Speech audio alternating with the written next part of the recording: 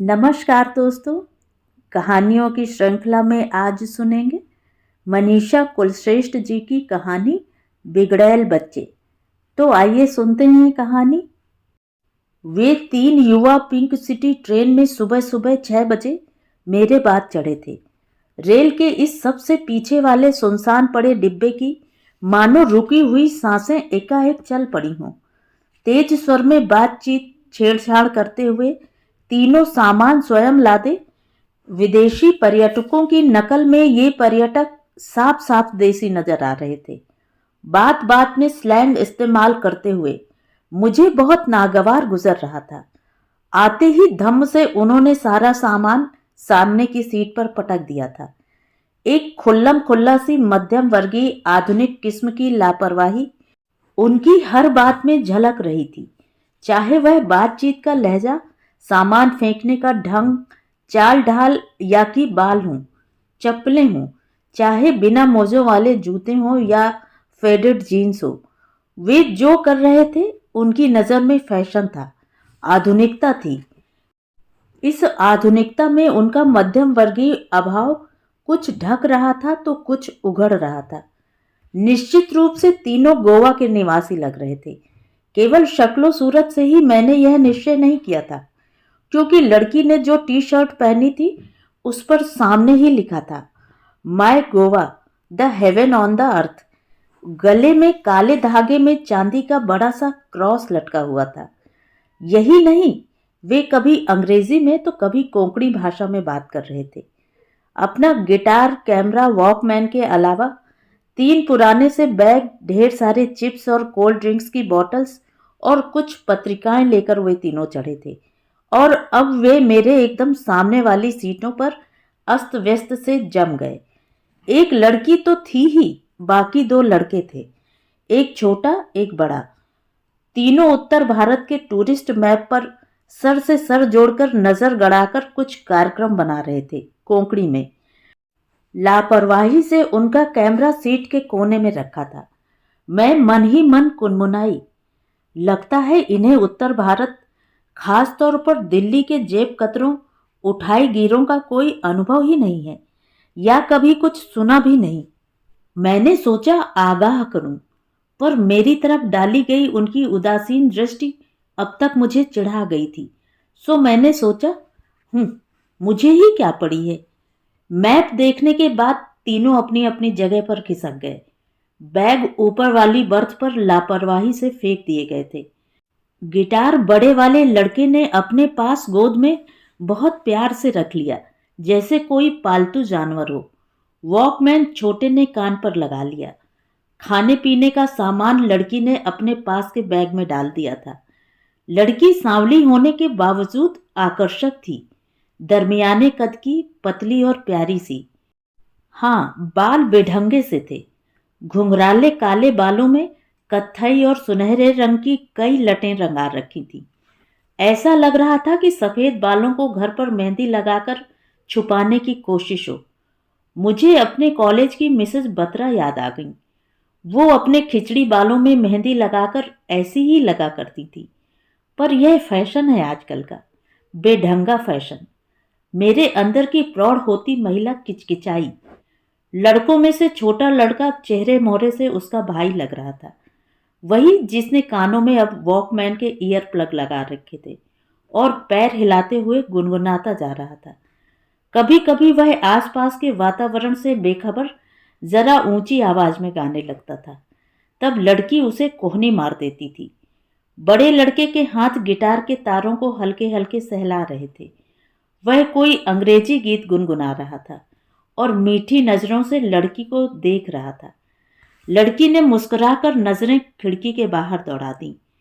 जिस खिड़की के पास वह लड़की बैठी थी, वहां 2-4 सड़क छाप मनचले मंडराने लगे थे। ठेठ सड़क छाप हिंदी के कुछ गंदे फिक्रे कसे गए, जो लड़की को समझ नहीं आए, पर वह लड़की होने की छठी इंद्री से समझ गई कि उसके कपड़ों पर कुछ कहा गया है। उसने आधी खुली पीठ वाला छोटा सा बड़े गले का नाभि दर्शना टॉप पहना हुआ था। नाभि में चांदी की बाली पहनी हुई थी। बड़ा लड़का उसका असमंजस तुरंत समझ गया। आवेश की हल्की परछाई उसके चेहरे पर आई। उसने उसे बैग में से निकालकर एक लंबी बाह की शर्ट पकड़ा दी थी। फिर छोटे लड़के को खिसकाकर खिड़की के पास बिठा दिया था। लड़की को बीच में बिठाकर वह उसके एकदम करीब उसके कंधों पर अपनी बाह का सहारा देकर बैठ गया। लड़की ने लापरवाही से उसकी दी हुई शर्ट को पहन लिया था, लेकिन बिना बटन लगाए। अब तक ट्रेन ने सीटी दे दी थी। मेरे बगल में एक अधेड़ सज्जन आ बैठे थे और उनकी पत्नी भी। छोटा लड़का अब एकदम मेरे सामने था। उसने हरा बरमूडा और फूलों की छींट वाली पीली शर्ट पहन रखी थी। सामने के कुछ खड़े बाल सुनहरे होने की हद तक ब्लीच किए हुए थे। ट्रेन चलते ही इस छोटे लड़के ने वॉकमैन की आवाज बढ़ा दी थी, इतनी कि मैं तक सुन पा रही थी। एक घना शोर और बीच बीच में किसी पॉप गायिका की आवाज। 1 मिनट बाद जब मुझसे शोर सहन नहीं हुआ तो मैंने उसके पास थोड़ा झुककर पूछ ही लिया, मैडोना है ना? मैंने सोचा वह बात में छिपे व्यंग को समझेगा और आवाज धीमी कर देगा। उसने कहा। लड़की ने सिर हिलाया, बुरा सा मुंह बनाया और कहा, she is not for our generation. He likes Shakira and Beyonce. मैं साथ लाई किताबों में से कुछ भी नहीं पढ़ पा रही थी। 15 मिनट तक मैं वह कान फोड़ू संगीत सुनती रही। अधेड़ व्यक्ति मेरी परेशानी भांप रहे थे। उन्होंने छोटे लड़के के घुटनों पर थपथपाया। उसने ईयरफोन हटाया और उनकी तरफ चिढ़े हुए अंदाज में देखने लगा। संगीत ईयरफोन्स में से निकलकर ट्रेन के सरपट संगीत से पूरी टक्कर ले रहा था। For ever for ever. अगर तुम इतना तेज म्यूजिक सुनोगे तो तुम्हारे कान खराब हो जाएंगे, अधेड़ सज्जन ने विनम्रता से धीरे से कहा। लड़के ने सिर हिला दिया, यह संकेत देते हुए कि पहली बात तो वह कुछ सुन नहीं पा रहा, दूसरे उसे हिंदी नहीं समझ आती। उन्होंने थोड़ी तेज आवाज में अंग्रेजी में कहा, if you will listen loud music your hearing will be damaged. What? उसने तेज आवाज में पूछा और वॉकमैन बंद कर दिया। He is saying you are going to ruin your hearing if you will continue play music so loud. मैं सन्नाटे में जोर से चीख पड़ी। अचानक वे तीनों जोर से हंस पड़े। छोटे लड़के ने हंसी रोकते हुए टूटी फूटी हिंदी में गोवन ढंग से कहा, अच्छा शुक्रिया, और ईयरफोन को गले से लटका लिया और वॉकमैन बरमूडा की लंबी लटकती जेब में डाल लिया, जिससे वह और लटक गई। मैं झेंप कर उठ खड़ी हुई और हैंड टॉवेल लेकर बाथरूम जाने का उपक्रम करने लगी। मेरे मुड़ते ही आवाज आई, व्हाट कंसर्न दे ओल्डीज है। यह आवाज लड़की की थी। Shut up Lisa, she is right. यह गंभीर आवाज बड़े लड़के की थी। मैं बाथरूम से लौटी तो बड़ा लड़का डेबानेयर का सेंटर स्प्रेड देख रहा था। लड़की भी साथ झुकी थी। बीच बीच में बड़े लड़के की धीमी आवाज में की गई किसी टिप्पणी पर वह उसके बाल खींच देती या पीठ पर मुक्का जमा देती। वह अधेड़ सज्जन और उनकी पत्नी अब मेरी ओर सहानुभूति के साथ मुखातिब थे। आपसी परिचय से पता चला कि वे डॉक्टर हैं, उनकी पत्नी अध्यापिका। यह हाल है हमारे देश की युवा पीढ़ी का, यह डॉक्टर साहब कह रहे थे। दिन पर दिन बदतमीज होते जा रहे हैं, संस्कार बचे ही नहीं। उनकी पत्नी ने अपने में मशगूल उस युवा स्त्री को घूर कर देख कर कहा। छोटा लड़का थोड़ा झिझका और प्रतिक्रिया में उसने अपने जांघ तक ऊंचे चढ़ाए बरमूडा को नीचे खींच लिया और खिड़की के बाहर देखने लगा। हमारी भी गलती है, हमारे पास समय कहाँ है जो इन्हें संस्कारों का पाठ पढ़ाएं। मैंने ठंडी सांस लेकर कहा। देखने में तो मिडिल क्लास लग रहे हैं, पर फैशन और रहन सहन देखो। देख रही हैं ना, कितनी बेशर्मी से गंदी गंदी किताबें पढ़ रहे हैं। बड़े बूढ़ों का लिहाज ही नहीं है, डॉक्टर की पत्नी ने फुसफुसा कर कहा। हमारी यंग जनरेशन पूरी की पूरी ही ऐसी है। कुछ वेस्टर्न कल्चर का असर था, बचा खुचा टीवी चैनल्स ने पूरा कर दिया। इन लोगों को इतनी छूट है, हमें कभी थी क्या? डॉक्टर ने कहा। हाँ, हर पीढ़ी में अच्छाइयाँ और बुराइयाँ रही ही हैं। हाँ जी, पर यह पीढ़ी तो, इनमें समझदारी नाम मात्र को नहीं। देखो इन्हें, बस फालतू जोश, कुछ कर दिखाने, कुछ बनने बनाने की ना तो काबिलियत है, ना अक्ल, ना हिम्मत। सोशल वैल्यूज के नाम पर जीरो। अपनी तर्जनी अंगूठे से जोड़कर उन्होंने जीरो बनाकर दिखाया। तो वह युवा त्रयी उन्हें आश्चर्य से देखने लगी। डॉक्टर की पत्नी उन्हें घूर घूर कर कोस रही थी। वे तीनों समझ रहे थे कि हमारी बात का विषय वे तीनों ही हैं। शायद इसीलिए छोटा लड़का वॉकमैन सुनते सुनते जोर से गाना गाने लगा था और उन्हें चिढ़ाते हुए वह लड़की लड़के से एकदम सटकर बैठ गई। लड़का गिटार पर कोई गोवन धुन बजाने लगा था। हाँ, यह युवा पीढ़ी कुछ ज्यादा ही लापरवाह है। जो भी हो, इन्हीं पर हमारा भविष्य टिका है। भविष्य? ये युवा हमें वृद्धाश्रम के अलावा क्या देंगे? महास्वार्थी है यह पीढ़ी। पहले कभी हमने भारत में वृद्धाश्रमों का नाम तक सुना था? हमारी सास तो आखिर तक हमारी छाती, मेरा मतलब हमारे साथ रहती रहीं। डॉक्टर ने सर हिलाया और किसी सोच में डूब गए, मानो उनकी पत्नी ने पते की बात कही थी। फिर अखबार उठाकर पढ़ने लगे। उनकी स्थूल पत्नी नाश्ते का सामान सजाने लगी थी। लीजिए ना कुछ। जी नहीं, मेरा उपवास है। मैं सफाई से झूठ बोल गई। बचपन से माँ की बंधाई हुई गांठ, सफर में किसी अजनबी से कुछ लेकर मत खाना, कस गई। डॉक्टर ने तीनों युवाओं से एक औपचारिक आग्रह किया। उन तीनों ने बिना संकोच एक एक पूरी उठा ली और खाने लगे। मुंह में पूरी ठूसे ठूसे लड़की ने कहा, very delicious aunty, what pickle is this, कहकर एक पूरी और उठा ली।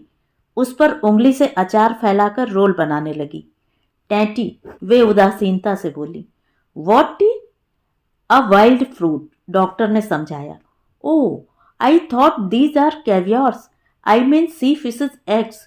No no, we are pure vegetarians, कहकर अध्यापिका महोदया ने अपना टिफिन उनके सामने से खींच लिया और मेरी तरफ मुंह करके खाने लगी। मैं खिड़की से सटकर बैठ गई। क्रीन किच करके ट्रेन रुक गई। शायद चेन पुलिंग थी। यह दिल्ली के बाहर का औद्योगिक क्षेत्र था। वो तो सौभाग्य से यह डिब्बा बहुत पीछे था, सो इस डिब्बे में कोई डेली पास वाला मजदूरों का झुंड नहीं चढ़ा।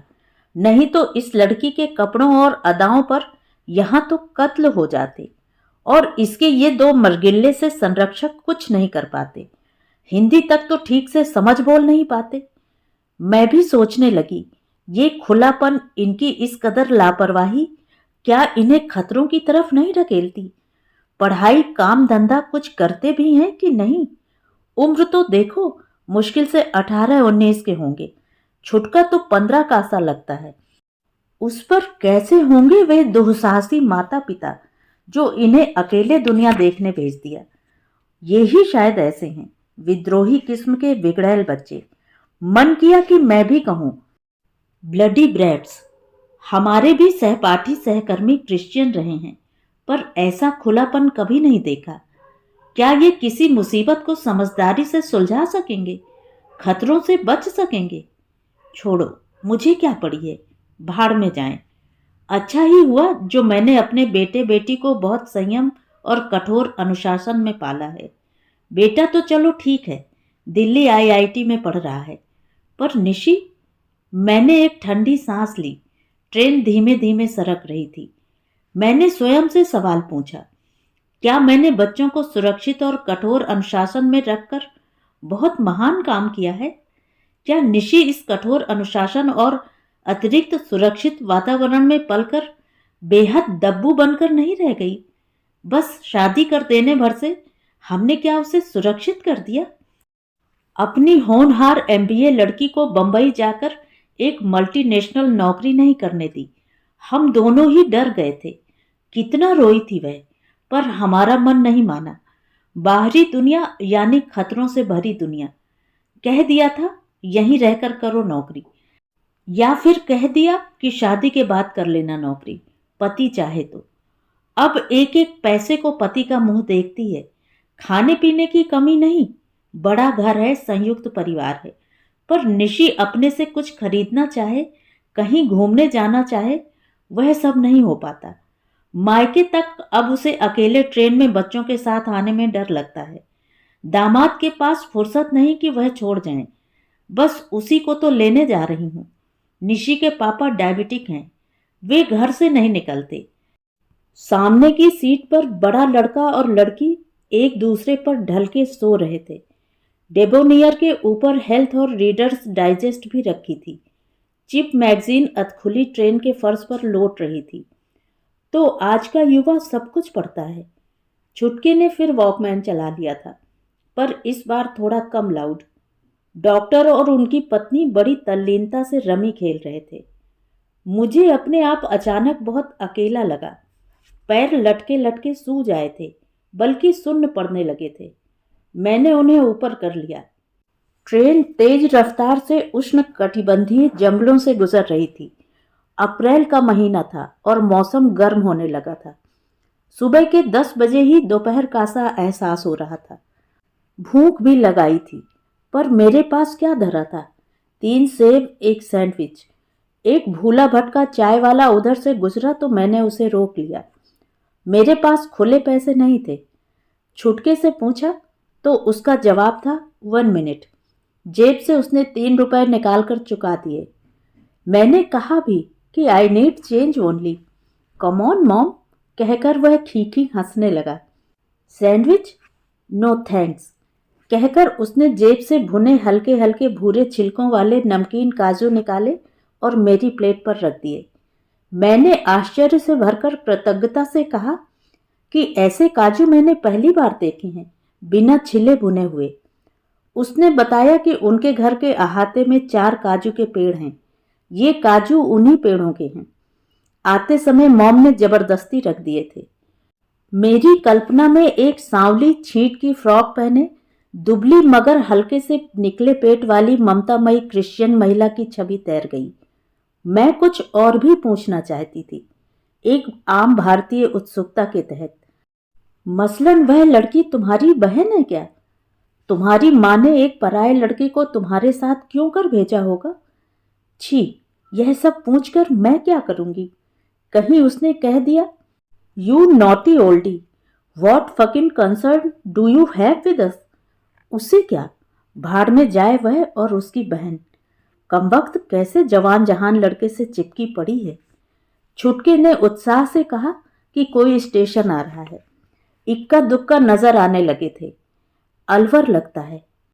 हाय, जल्दी में मिठाई लेना भूल गई थी दिल्ली से। कमबख्त निशी ने भी तो अचानक फोन किया था कि मम्मी, मुझे सास ने कह दिया है जा हो आ मायके। तुम कल ही। बस फिर सुबह सुबह ट्रेन में बैठती कि मिठाई लेती। अलवर से ही मिल्क केक ले चलती हूँ। मैंने पर्स संभालते हुए छुटके से कहा कि सामान का ख्याल रखे। डॉक्टर दंपति ऊपर की खाली बर्थों पर जाकर लेट गए थे। लड़की कुनमुनाकर लड़के से अलग हो उठकर खड़ी हो चॉकलेट निकालकर खाने लगी। ट्रेन रुक गई थी। डिब्बा सच में बहुत पीछे था।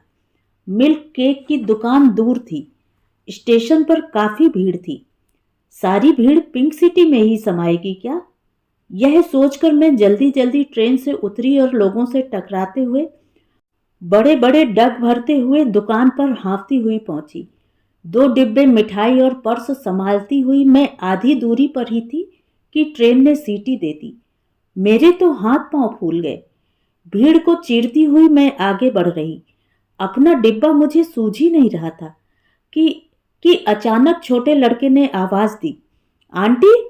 दरवाजे के पास भीड़ थी, मेरे पीछे भीड़ थी। मैंने किसी तरह दरवाजे का हैंडल पकड़ा और पैर बढ़ाया ही था कि ट्रेन थोड़ा तेज रेंगने लगी। मैं बुरी तरह से प्लेटफॉर्म पर गिर पड़ी। पैर ज्यादा बढ़ गया होता तो दरवाजे पर पटरियों के बीच घिसट रही होती। गिरते गिरते मुझे छोटे लड़के की चीख सुनाई दी थी। उसके बाद मुझ पर झुकी भीड़ एक भंवर की तरह घूमती नजर आई और फिर कहीं कुछ गड़प से डूब गया। ठंडे पानी की तेज छपाक से मैंने अपने चेतन का छोर ढूंढा। ओह, मैं गर्मी और उमस से भरे रेलवे के रिटायरिंग रूम में। मैं बदहवास सी चारों तरफ देख रही थी। Aunty, are you okay? Dog, she opened her eyes. छोटा लड़का मेरे चेहरे से सटा फर्श पर हड़बड़ाया सा बैठा था। उसकी आवाज में एक नेह भरी ऊष्मा की थरथराहट थी। कैसी हैं आप? एक अजनबी रेलवे के डॉक्टर ने झुककर पूछा। चिंता की कोई बात नहीं, ये यंगस्टर्स नहीं होते तो इनका और खुदा का शुक्रिया अदा करें। गनीमत है कि कोई सीरियस इंजरी नहीं हुई। पुराना खाया पिया काम आ गया। हंसकर डॉक्टर ने मेरे हवास दुरुस्त करने की कोशिश की। बस अभी एम्बुलेंस आती होगी। मैंने थोड़ा उठना चाहा तो वह लड़की आगे आ गई, अपनी बाह का सहारा लिए। मैंने देखा उसकी शर्ट का बड़ा हिस्सा खून से तर था। मैंने दाईं भौं की तरफ पीड़ा महसूस की। छुआ तो वहां एक गीला स्कार्फ बंधा था। यह बड़े लड़के का था। दोनों घुटनों पर रुमाल बंधे थे। इतने में बड़ा लड़का पसीने में तरबतर हाथ में दवाओं पट्टियों का बंडल लेकर आ पहुंचा। Don't get up, you are still bleeding. बड़े लड़के ने मेरी चोट पर स्कार्फ दबाते हुए कहा। Doc, first give her tetanus injection. Young man, don't teach me my duties, doctor ने हंसकर कहा और इंजेक्शन तैयार करने लगा। मैंने देखा डॉक्टर छोटे कद का काला सा अनगढ़ नकोश वाला व्यक्ति था, शायद मुसलमान, इसीलिए बार बार खुदा के लिए खुदा का शुक्र किए जा रहा था। एम्बुलेंस में मैंने हिम्मत करके लड़की से पूछ ही लिया। Oh God aunty, that scene was horrible. 1 घंटा भी नहीं हुआ है अभी तो। आप तो बहुत बुरा गिरा था प्लेटफॉर्म पर। हाथ छूट गया हैंडल से, वरना ट्रेन के साथ लटकता जाता। वो जो मेरा फियांसी है ना, रोजर, उसने चेन पुल किया। फिर हम तीनों सब बैग लेकर उतरा। आपके पास पहुंच ही नहीं सकने का था। सब आदमी लोगों ने कवर कर रखा था। तब मेरा भाई चिल्लाकर सबको दूर भगाया और आपको रिटायरिंग रूम में लाया। रोजर स्टेशन मास्टर के रूम में रश करके भागा। तब डॉक्टर आया और तुम तीनों ने मेरे लिए ट्रेन छोड़ दी।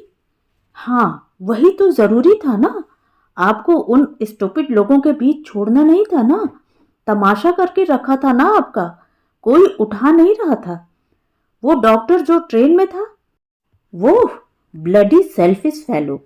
यह छुटका था। His wife scolded him not to come with us and he stayed back. We literally prayed to him, but he told I can't get down, I have to reach today. Leave ना Keith, होते हैं aunty selfish लोग भी। हमको हमारा mummy बोला, इंसान का सेवा ही यीशु का सेवा है।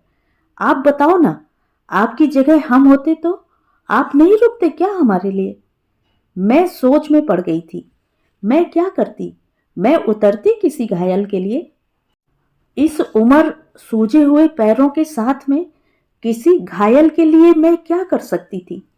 ये तो जवान है। लड़की बिल्कुल मेरे करीब थी। उसका खून से सना शर्ट उसके हाथों में था। बड़ा लड़का आगे डॉक्टर के पास बैठा जयपुर जाने वाली ट्रेन के बारे में बतिया रहा था। No, we won't leave her alone. Please complete all formalities and give her proper medication. We have to leave this place today only. Don't worry, we will take care of her. No no, we want to leave for Jaipur as early as possible. Day after we have further reservations also. Thanks doctor. हम railway के अस्पताल पहुंच गए थे। Doctor Rashid ने मरहम पट्टी कर दी थी। 2 एक्सरे भी हुए, पर डॉक्टर रशीद के अनुसार खुदा के फजल से सब कुछ ठीक था। अब हम 3 बजे की ट्रेन पकड़ सकते थे। उन युवा और नेक फरिश्तों ने मुझे पूरी तरह से संभाल रखा था। उन्हें अपने आगे के कार्यक्रमों से ज्यादा मेरी चिंता थी। तीनों के कपड़े मेरी वजह से खून से सन गए थे। उन्होंने अपने सामान के साथ साथ मेरा सामान भी संभाल रखा था। मैंने पास पड़ी मेज पर देखा, वहां मेरे पर्स के पास दोनों मिठाई के डिब्बे रखे थे। तन ताजा ताजा साफ करके पट्टी किए गए 4-5 बड़े और कई छोटे टीसते जख्मों और मन आपस में उलझते तरह तरह के विचारों से थक गया था। मैंने अस्पताल के बिस्तर पर लेटे लेटे आंखें बंद कर लीं। वे तीनों डॉक्टर के पीछे पीछे अपने कपड़े बदलने चले गए थे।